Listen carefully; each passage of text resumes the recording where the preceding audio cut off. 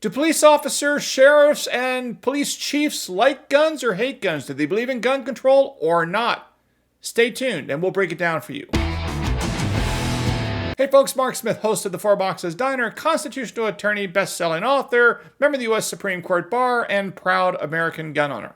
If you haven't subscribed to the Four Boxes Diner Second Amendment channel, please do so and show your love for the right to keep and bear arms. During the debate over the assault weapon ban, so-called assault weapon ban in the House of Representatives, some of the people that testified claimed that police officers support gun control and they want an assault weapon ban. Here's an example. The chief of police in Phoenix, Arizona, who also happens to be the president of the Major Cities Chiefs Association, testified that, quote, "We do believe that there should be a ban on assault weapons and high-capacity magazines." The question is, when the police chief said that, who is we? Well, that's what we need to talk about. And I think this is very important and not fully appreciated. So when it comes to the Second Amendment, which groups of police officers and law enforcement are generally good on Second Amendment issues and which are generally terrible on them? Of course, you can never be 100%, complete in any kind of analysis when we're dealing with generalities, but I still think there's some very valuable lessons here for the gun-owning community to generally understand the dynamics in the law enforcement society when it comes to Second Amendment rights in the United States.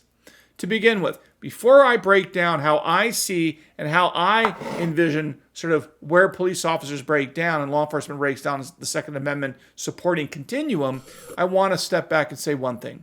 We know that as a matter of fact, the law enforcement community supports the right to bear arms for themselves, almost 100%. Why do I say that? Well, first of all, on the most basic level, of course, they all carry guns on the job.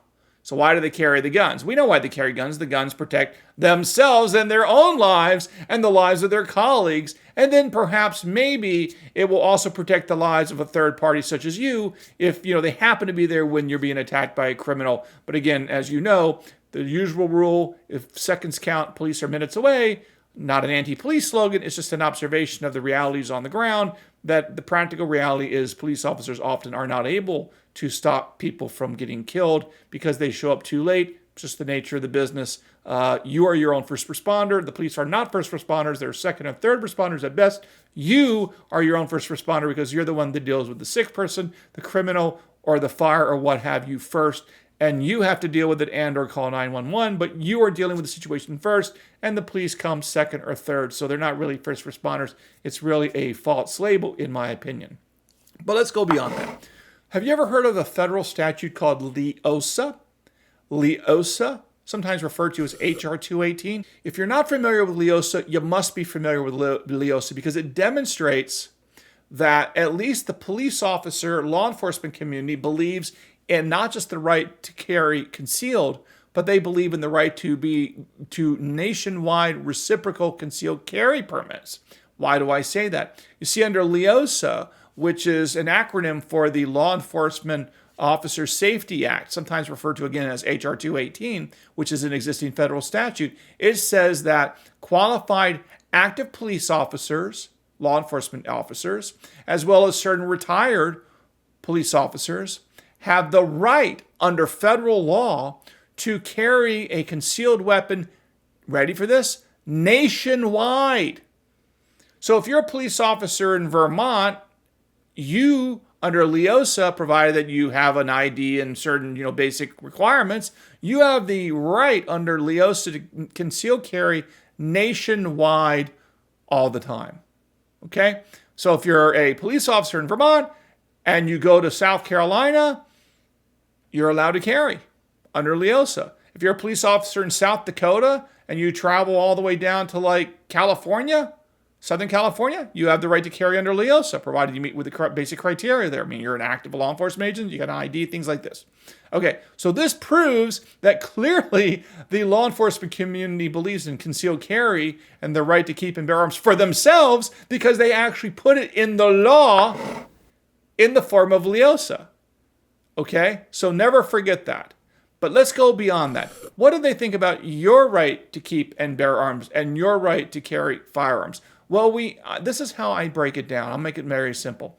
I think it breaks down into three general categories. You have what I call the very good category of constitutionally elected sheriffs. Keep in mind that sheriffs are generally the highest ranking law enforcement officer in a county. And right now, approximately 2/3 of the counties in the United States, which are overseen by sheriffs, of course, 2/3 of the counties in the United States are Second Amendment sanctuary counties. And again, if you generally speaking, if you look at sheriffs and you check them out, you find that sheriffs tend to be very pro Second Amendment, very pro right to keep and bear arms, because I think in part they're elected by we the people, so they're directly accountable to the democratic process of we the people, because again, they're elected countywide officers, and again, sheriffs and sheriff's offices tend to be very pro Second Amendment. Not always, but the general rule is, when in doubt, sheriffs are better than any other law enforcement officers when it comes to protecting Second Amendment rights. Okay, so the second category is the other extreme. I consider this the very, very bad category, and I'll tell you why in a second.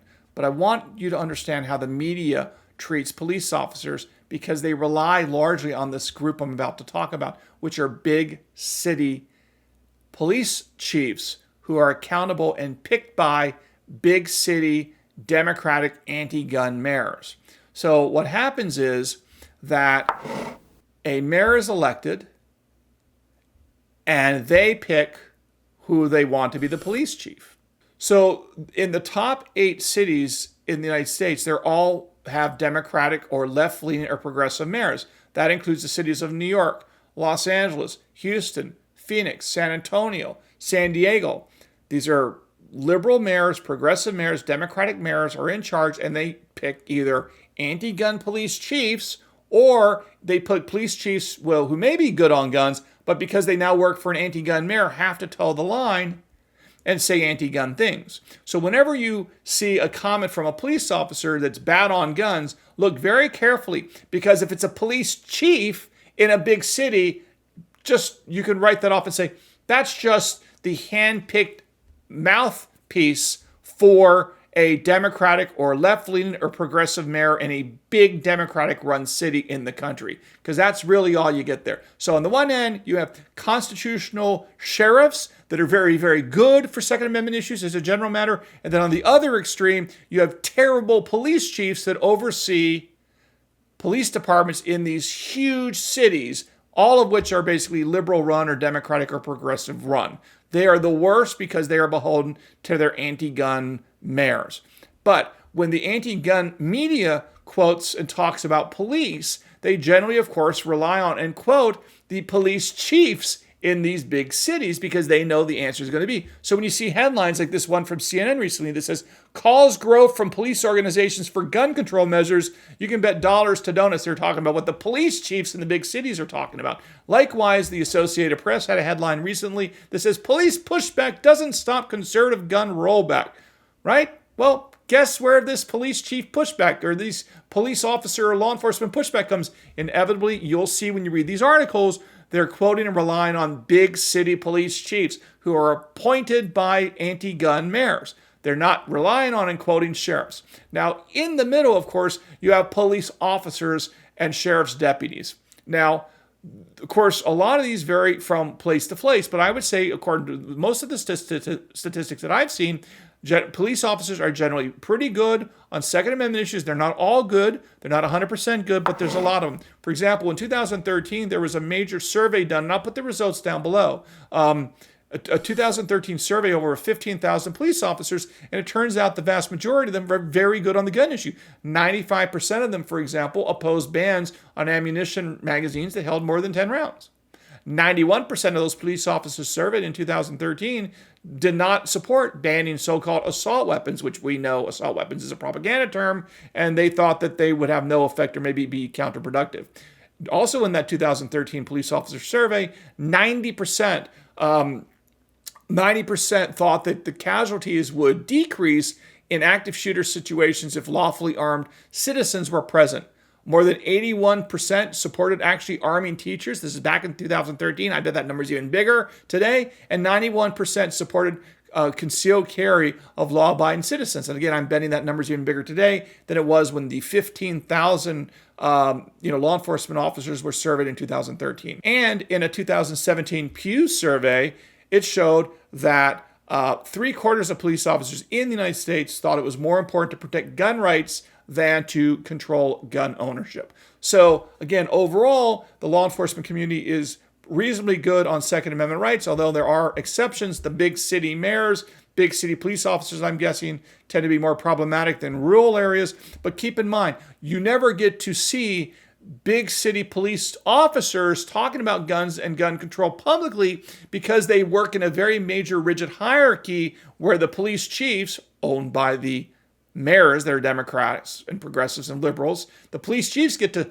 be the spokespeople for those departments like the NYPD, or they handpick the spokespeople that will toe the line. And the ordinary rank and file police officers in places like NYPD don't have the authority or the ability to speak on the record about the gun issue because they're just not allowed. They're told to shut up. So the reality is we don't actually know what rank and file NYPD people and other, big city police officers think other than in these surveys. But we certainly know what their leadership thinks, but that's to be expected because, again, the police chief leaders are picked, and the police chiefs themselves are picked by the elected mayors in these heavily Democratic left-leaning cities. So that's what you get.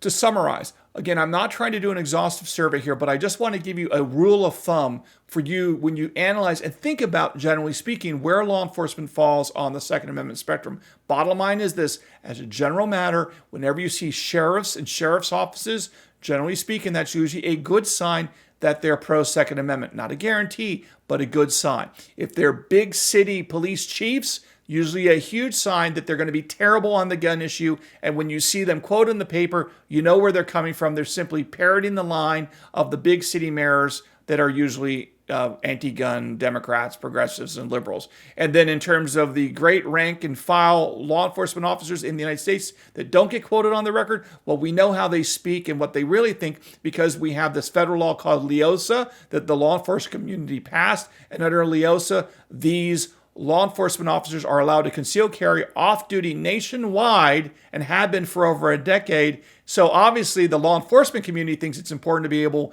to conceal carry nationwide and state to state to state to protect their lives. So I think actions speak louder than words. So if they're willing to defend guns for themselves, then implicitly they're admitting and conceding that guns save lives, including the lives attached to the guns that are being carried. Okay, I hope you learned a little bit something here today about police officers, gun control, and the Second Amendment. If you haven't subscribed already, please do so. And again, we'll see you again soon here at the Four Boxes Diner. Orders up. Table 2A.